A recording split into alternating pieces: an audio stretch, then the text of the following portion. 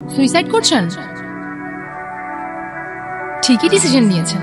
কি বা লাভ বেঁচে থেকে? মন যা বলছে করে ফেলুন। আপনার সাহস আছে বলতে হবে। এটা কিন্তু সবার থাকে না। তবে এইসব বিষয় নিয়ে কিন্তু বেশি ভাবতে হয় না। যা করবেন ঠিকঠাক। দেরি করছেন কেন? কন্টিনিউ।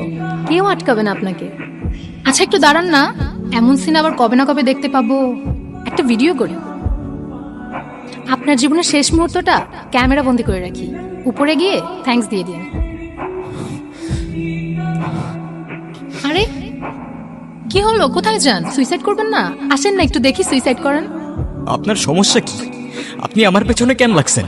আপনি চেনেন আমাকে? আমার সম্পর্কে কিছু জানেন আপনি? আপনি মানুষ, আপনার মনুষ্যত্ব আছে, আপনার এইসব ফান মনে হইতেছে।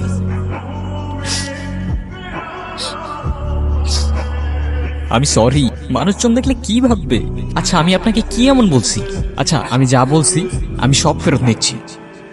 সরি। ওকে, আসলে আমি না ইচ্ছে করেই কাঁদতেছিলাম, কারণ আপনি আমার উপর রাগ করতেছিলেন তাই। আর কেউ যখন আমার উপর রাগ করে আমি এভাবেই কাঁদি, তাহলে সে আর আমার উপর রাগ করতে পারে না। আচ্ছা, আপনার সাথে কেউ রাগ করলে আপনি কি করেন? সুইসাইড করি। তা কয়বার করেছেন? কি হলো, আমি ভুল কিছু বলে ফেললাম? সরি। It's okay. জানেন, মনের ভিতর কোনো কষ্ট থাকলে তা কাউকে শেয়ার করতে হয়। আমি জানি যারা সুইসাইড করে তারা এমনি এমনি করে না, তাদের অনেক পেইন থাকে। আপনি কিন্তু চাইলে আমার সাথে শেয়ার করতে পারেন। আমার লাইফ আর 10টা মানুষের মতোই সিম্পল। ছোটবেলা থেকে ফ্যামিলি বললো ক্লাস 5-এ A+ পাইতে হবে। এসএসসিতে টিচাররা বললো A+ না পাইলে ভালো কলেজ পাবো না। কলেজে বললো A+ না পাইলে ভালো ভার্সিটি পাবো না। আর ভার্সিটিতে বললো ভালো সিজি না থাকলে ভালো জব পাবো না। এক একটা করে সবগুলা করলাম, তারপরেও সেই জব থেকে ক্যামেরা বের করে দিল। আবার মাথার উপর এতগুলা টাকার লোন। মানে আমি পুরো 18 বছর যেই জবের জন্য গাধার মতো খাটলাম, একদিনে সেইটা শেষ। আসলে আমাদের সোসাইটিটাই এমন, সারাটা জীবন আপনাকে পুশ করে যাবে, কিন্তু আপনি কি করতে চান সেটা কখনোই আপনাকে জিজ্ঞেস করবে না। এই যে আমাকেই দেখুন, ছোটবেলায় বাবা মা মারা যায়, তারপর থেকেই আঙ্কেল আন্টির কাছেই বড় হই। কিন্তু যতই বড় হতে থাকলাম ততই বুঝলাম আমি তাদের বোঝা। তাই আর বোঝা হয়ে রইলাম না, বেরিয়ে পড়লাম। কিন্তু বের হয়ে দেখি বস, টাকা ছাড়া এই দুনিয়ায় এক গ্লাস পানিও পাওয়া যায় না। চলেন যাই। কোথায়?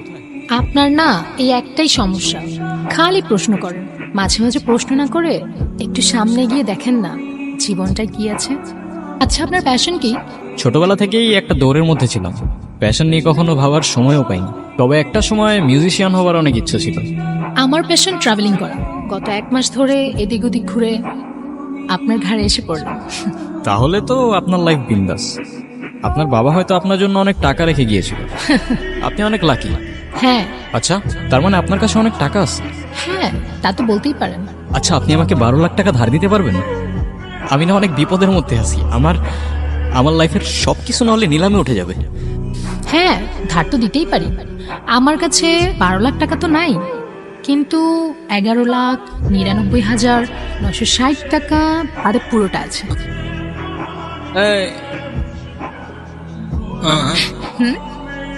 আচ্ছা তোমার নাম কি? আয়ান। তোমার? অদিতি। আচ্ছা তুমি কিন্তু আমাকে তুমি তুমি করে বলতিস। হ্যাঁ, আর তুমি আমাকে আপনি আপনি করে বলতেছো। তাই তো। আচ্ছা আমরা তো এখন ফ্রেন্ড, তুমি তুমি করে বলতেই পারি। আচ্ছা তোমার গার্লফ্রেন্ড আছে? কেন? ওই কখনো সময়ই পাইনি এসব নিয়ে ভাবার জন্য। আমার কিন্তু বয়ফ্রেন্ড আছে। আচ্ছা, ভালো তো।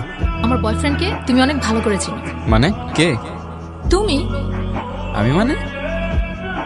একটু আগেই তো বললাম তুমি আমার ফ্রেন্ড, আর তুমি একটা ছেলে। ছেলে friend, boyfriend. Nice joke. Thanks. আচ্ছা এমন যদি হতো আমরা কোনো গুপ্তধন পেতাম? ধ্যাত, এই যুগে গুপ্তধন পাওয়া যায় নাকি? এগুলা তো ছোটবেলায় গল্পে শুনতাম। আরে আমি অনেকগুলো মুভিতে দেখেছি গুপ্তধন মানুষের আশেপাশেই থাকে, বুঝছো, কিন্তু মানুষ খুঁজে পায় না। এমনও তো হতে পারে আমাদের আশেপাশেও গুপ্তধন আছে। মানে তুমি এমন ভাবে বলতেছো গুপ্তধনের আর খায় দেয় কাজ নাই, আমাদের মতো দুইটা অবাকের সামনে এসেই পড়বে।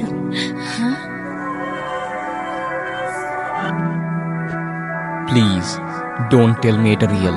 চান্স তো আছে 50-50। আর দেখো না, আমার মনে হচ্ছে এই ডিরেকশনে গেলে আমরা গুপ্তধন পাবো। আর এখানে যে লোকেশনটা আছে এটা মনে হয় আশেপাশেই হবে। ওয়াও, একটা চান্স নিয়েই দেখি না, প্লিজ প্লিজ প্লিজ। ম্যাপের তো এদিকটাই দেখাচ্ছে, আমার না খুব মজা লাগতেছে। আর আমার ভয় লাগতেছে, কে জানে কোন ঝামেলায় পড়ি। আরে ধুর, কিচ্ছু হবে না, চলো। আচ্ছা, আমার না হয় মাথার উপর এতগুলা টাকার লোন, তাই আবার টাকার দরকার। তোমার এত টাকার দরকার কেন? টাকার আবার কার না প্রয়োজন হয় বলো আমাকে? তাও ঠিক।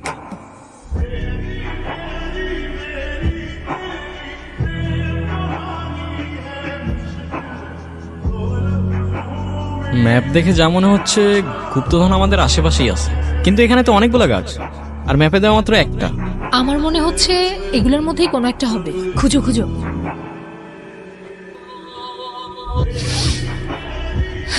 টায়ার্ড হয়ে গেছি, আর খোঁজা সম্ভব না। হ্যাঁ, ওই ওই কি হইছে? দেখো না, কি দেখবো? পাইছি। কি পাইছো?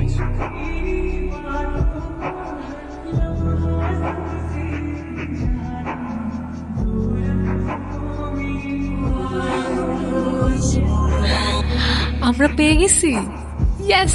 পেয়ে গেছি, আমরা পেয়ে গেছি, পেয়ে গেছি, পেয়ে গেছি পেয়ে গেছি পেয়ে গেছি পেয়ে পেয়ে গেছি পেয়ে গেছি পেয়ে গেছি পেয়ে গেছি পেয়ে গেছি। পেয়ে গেছি। It's a prank bro. মানে? মানে এটা একটা প্র্যাঙ্ক ভিডিও ভাইয়া, এই যে আমার ক্যামেরা। বুঝলাম না, প্র্যাঙ্ক ভিডিও মানে? এই যে দেখেন, এই যে গুপ্তধন। এটা গুপ্তধন না তো ভাইয়া, এটা হচ্ছে কি একটা প্রপ কয়েন। দাঁড়ান দেখাচ্ছি, এই যে নে, তুইও খা। ভাইয়া কনফিউজ হওয়ার কিছু নেই, এটা পুরোটাই আমার সেটআপ, আর আপনাদের দুজনের জন্য রয়েছে আমার দুটো স্পেশাল গিফট।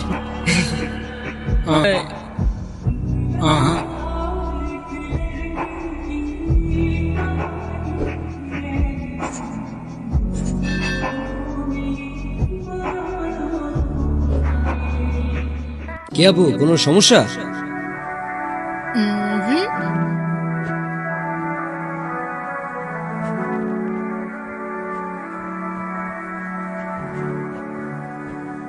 দেখছো, এইটারে বলে perfect plan.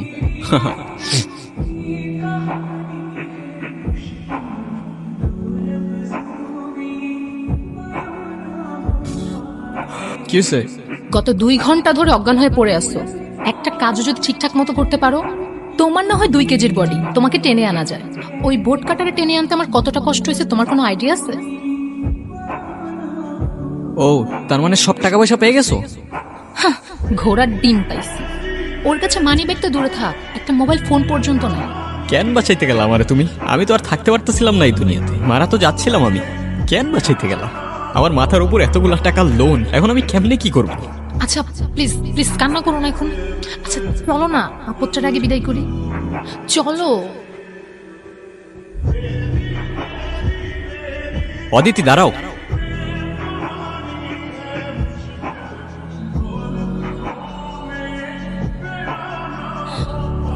Kamal Basha, I repeat, Kamal বাশাকে হাতে নাতে গ্রেফতার করা হলো এবং পুরস্কার হিসেবে আপনাদের দেওয়া হলো 1 কোটি টাকা।